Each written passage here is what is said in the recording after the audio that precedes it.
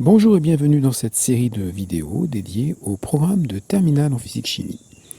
Dans ce premier chapitre, nous allons aborder les transformations acide-base. Après quelques rappels de collège concernant le pH, nous verrons dans un premier temps ce qu'est un acide et une base, et notamment la notion de couple acide-base conjugué. Nous verrons comment modéliser une transformation de type acide-base. Ensuite, nous apprendrons comment la structure d'une molécule peut avoir une influence sur son caractère acide ou basique. Et enfin, nous verrons comment on peut définir le pH d'une solution en fonction de la connaissance de la concentration en ion oxonium et réciproquement. Remontons un peu le temps et revenons à nos années collège.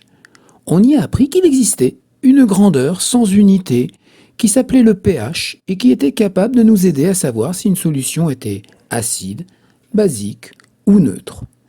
La valeur de ce pH, qui était compris entre 0 et 14, et les zones de valeur de pH me permettaient de savoir à quel type de solution j'avais affaire. Entre 0 et 7, ma solution était qualifiée d'acide. De 7 à 14, ma solution était qualifiée de basique. Et quand on était au pH central de 7, on disait que la solution était neutre. Bien sûr, c'est toujours d'actualité. Normalement, vous avez appris à mesurer le pH avec soit un pH mètre, soit du papier pH. On a aussi vu que lorsque l'on diluait une solution acide, eh bien on tendait vers une solution neutre, c'est-à-dire qu'en fait le pH augmentait pour aller jusqu'à 7, et lorsque l'on diluait une base, eh bien de la même manière on tendait vers une solution neutre, donc le pH baissait jusqu'à 7.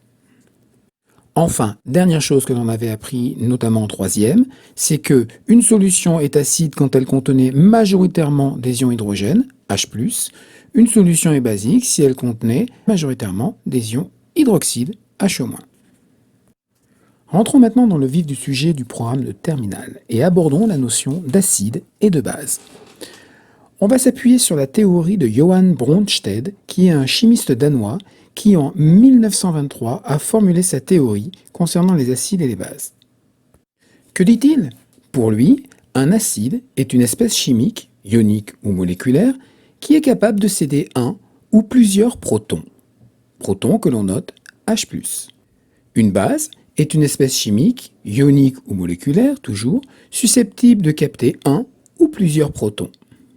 Ce qu'il faut savoir, c'est qu'un acide va forcément toujours être indissociable d'une base que l'on va appeler base conjuguée. Si on note AH, un acide donné, en perdant un ion hydrogène, cet acide va devenir l'espèce A-, la base associée. Réciproquement, si la base A- gagne un ion H+, il va devenir l'acide noté AH. L'ensemble de ces deux écritures, AH, A-, forme un couple dit acide-base. Et le comportement de cet acide et cette base dit conjugué va être décrit par ce qu'on appelle une demi-équation acide-base. AH donne A- plus H+. Alors il peut arriver parfois que l'on voit écrit le couple acide-base d'une autre manière. BH plus B. Et alors à ce moment-là, de demi-équation électronique, ça va être BH donne B plus H+. Alors je vais vous montrer quelques petits exemples de couples acide-base assez classiques. Par exemple, le chlorure d'hydrogène avec les ions chlorure, HCl, Cl-. L'acide éthanoïque et l'ion éthanoate, CH3CO2H, CH3CO2-. L'ion ammonium, NH4+, NH3, celui-ci est intéressant parce qu'il prend la forme BH+, B. Et il est une entité qui est un petit peu particulière, c'est la molécule d'eau. En fait, si on regarde bien, la molécule d'eau appartient à deux couples. Le premier couple est le suivant, H3O+, H2O, et là, la molécule d'eau joue le rôle de base. Mais il existe aussi le couple H2O, HO-, où la molécule d'eau joue le rôle d'acide. Eh bien, si une même molécule peut à la fois être un acide ou une base, on dit qu'elle est une espèce amphotère. Voyons maintenant comment modéliser une réaction de type acide-base. Pour avoir une transformation chimique de type acide-base, il va falloir nécessairement avoir deux couples acide-base différents. En effet, l'acide d'un premier couple va céder un ion hydrogène H+ à la base d'un second couple. Une transformation chimique de type acide-base est donc tout simplement un transfert d'ion hydrogène H+. Alors comment concrètement établir l'équation bilan d'une telle réaction acide-base? Il faudra d'abord dans un premier temps identifier les deux couples qui sont mis en jeu. Dans ces deux couples, être capable de repérer les réactifs de la réaction, écrire les demi-équations acide-base dans le sens correct de la réaction, et après faire l'addition membre à membre des deux demi-équations acide-base. Et donc finalement, si les couples acide-base s'écrivent de la manière suivante, A1H, A1- et A2H, A2-, l'équation de réaction finale s'écrira donc A1H réagit avec A2- pour former A1- et A2H. Regardez bien par contre que entre les réactifs et les produits, cette fois-ci on va mettre une double flèche, tout simplement pour indiquer que la transformation chimique qui a lieu entre ces acides et ces bases n'est pas toujours totale. C'est un équilibre. Le caractère acide d'une molécule HA, c'est-à-dire sa capacité à libérer un ion H+, va reposer essentiellement sur la nature de la liaison chimique entre l'élément hydrogène et le reste de la molécule. Si l'élément lié à l'atome d'hydrogène est très électronégatif, la liaison sera polarisée et l'atome d'hydrogène va porter une charge partielle positive. En quelque sorte, c'est comme si l'atome d'hydrogène commençait déjà à être ionisé. Eh bien, plus la liaison sera polarisée, plus l'espèce pourra facilement céder à un ion H+. Pour illustrer notre propos, prenons l'exemple des acides carboxyliques. Tous les acides carboxyliques sont des molécules qui possèdent un groupement carboxyle, COOH. La structure de Lewis du groupe carboxyle montre que l'atome d'hydrogène est polarisé, puisque lié à un oxygène plus électronégatif que lui. Cela va conférer le caractère acide de ce groupement carboxyle. L'ion formé après la perte de l'ion H+, s'appellera un ion carboxylate. Regardons désormais le cas des amines. Une amine est une espèce organique qui va être issue de la molécule d'ammoniac, NH3, dont au moins un des atomes d'hydrogène a été remplacé par un groupement carboné.